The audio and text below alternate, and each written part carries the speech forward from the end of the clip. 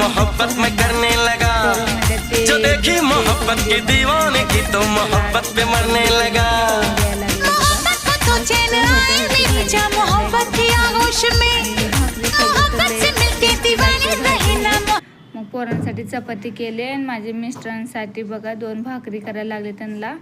भाकरी बघा किती मस्त होते, एकदम गरम गरम भाकरी आणि सोयाची भाजी खाल्लं ना एकदम टेस्ट लागते।